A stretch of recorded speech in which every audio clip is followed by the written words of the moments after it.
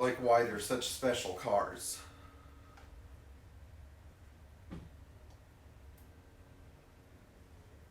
Can you give me a clap for sound? Okay. Action. 10 good habits of classic Mercedes ownership.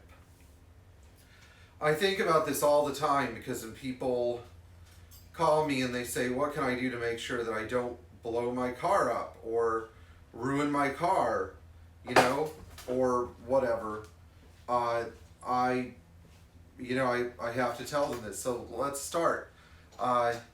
Number one, I'm going to go 1 through 10. Number one, check your fluids on a weekly basis.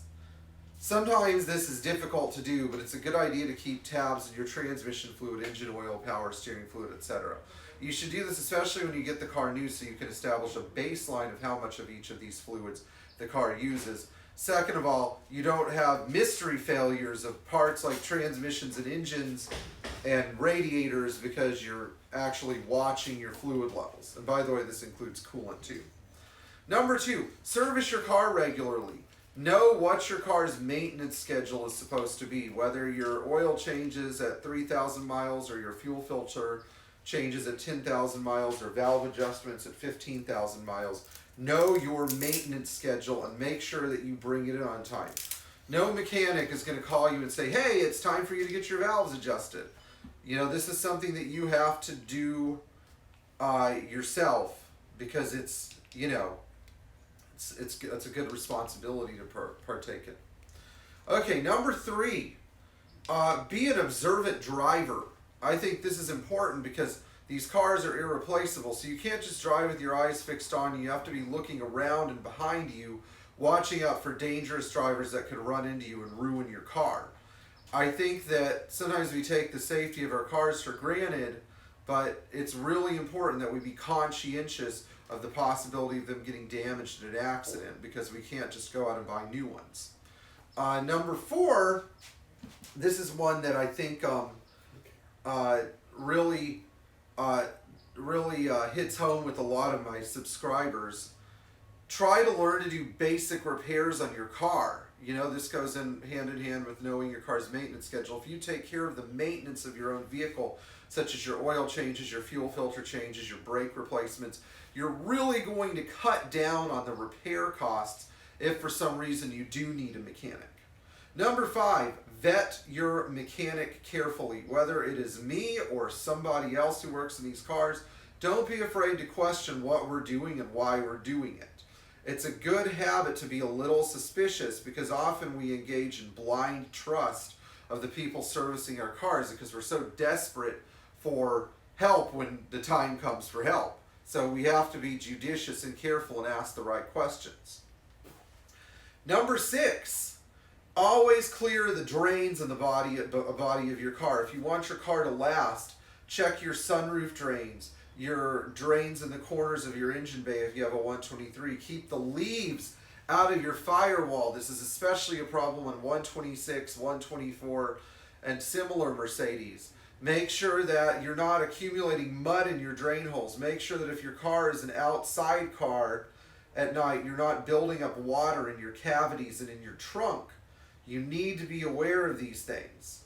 Number seven, if you have a 72 and earlier Mercedes, like a W108 for example, or a car with greasable door hinges, which would be a 126 or older model platform, keep your car lubricated. If you lubricate your front suspension, especially on these pre-72 cars, they will not wear out. The same thing with doors. The hinges will always close. The latches will always latch if the doors are lubricated.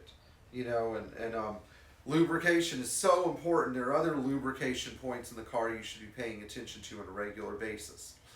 Number eight, items that are not service items but are still critical for the operation of your car still need to be inspected regularly. So regular inspection of items that could cause a major breakdown.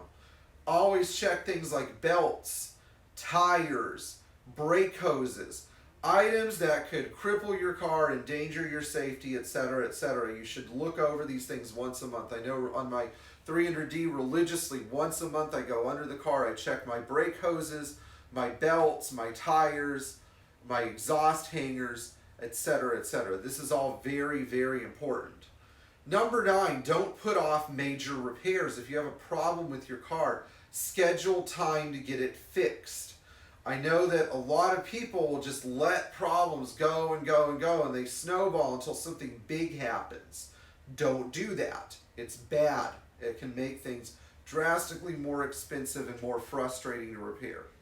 And then number 10, keep your car clean. If you live up north and you drive in an environment that's like mixed snow and salt especially, if the temperature goes above 32 degrees, that is when road salt starts to generate rust. Keep the underside of your car clean. Go to Underside car washes. Wash all that stuff out of the car. Make sure it's not in the body cavities. If you can, undercoat your car with cavity wax and oil. This is something my buddy Austin always talks about. Cavity wax, oil, cavity wax, more oil. Make sure that the salt can't actually get to the metal in your car. So this is a really great habit to have. And in Florida especially, spraying cavity wax inside the body cavities is important because moisture collects inside the cars and rots them from the inside out.